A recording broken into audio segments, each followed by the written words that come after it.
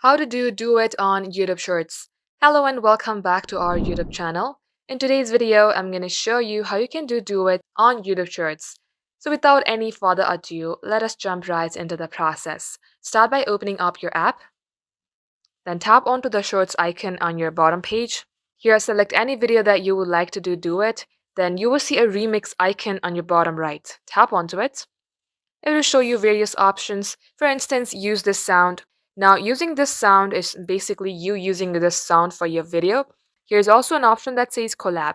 You can either collab with this person or you can just use as a green screen, meaning you can create your own video and this video will be played as your background. You can also cut this video.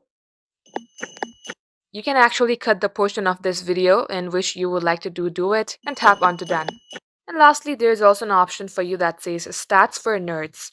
If you are a nerd, you will love the stats. And that will be all.